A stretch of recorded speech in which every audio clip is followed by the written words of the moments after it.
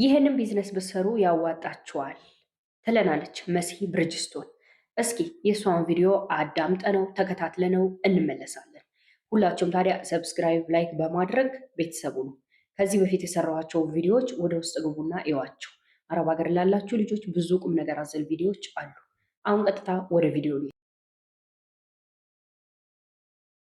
በደንብ አዳምጡ እሺ። የሌላውን አላውቅም። ሌላው ደግሞ ከኔ ጋር አንዷን እቃ ይዞ ሲሄድ ምናምን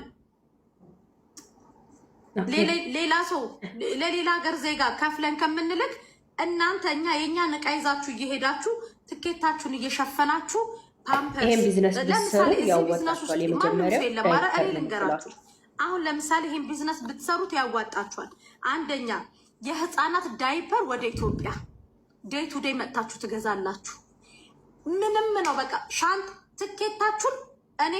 ትኬታችሁን ለምሳሌ እንደኔ ነው የምላችሁ። እቃ ከኢትዮጵያ ወደዚህ ይዛችሁ ትመጣላችሁ። እኛ የምንፈልገው እቃ አለ። ለምሳሌ ሳሪ ከኢትዮጵያ እቃ ወደዚህ ስታስመጣ ከፍላ ነው ለእናንተ እንከፍላችኋለን። እናንተ ይዛችሁ ልትመጣላችሁ እቃውን። ገባችሁ? ከዚህ ደግሞ ስትሄዱ የኔን 5ም 6ም ስልክ ይዛችሁ ስትሄዱ በኢትዮጵያ የምከፍላችሁ ብር አለ። ቀረጡን ኢትዮጵያ ነው የምትነጋገሩት። ይሄ ሁሉ ነጋዴ የሚቆም እንትንምስ ሳይቀረጽ ቀርጦ አይደለም። ለእያንዳንዱ ነገር መላና ሲስተም አለው ማሬ። ሁሉም ነጋዴ ወደ ዱባይ የሚጎርፈው ዝም ብሎ አይደለም። በቃ ከኛ የሚጠበቀው ቀና ልብ ነው።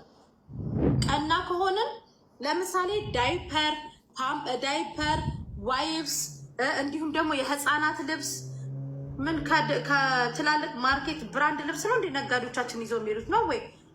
ማታ ይገባሉ፣ ዴይ ቱ ዴይ ይመጣሉ። አሽራ ድርሃም ይወስዳሉ። እንግዲህ እንደሰማችሁት ነው። ሁላችሁም በመሲ ብርጅስቶን ያስተላለፈችው መልእክት አለ። ስለዚህ እናንተ ይህን መልእክት ደግሞ በደንብ አዳምጣችሁ ስራው ምንድን ነው የሚለውን ዲቴል በደንብ ገብታችሁ ጠይቃችሁ በደንብ ተረድታችሁ መስራት የምትፈልጉ ልጆች ብትሰሩ፣ መስራት የምትፈልጉ ልጆች ብትንቀሳቀሱበት መልካም ነው ብዬ አስባለሁኝ።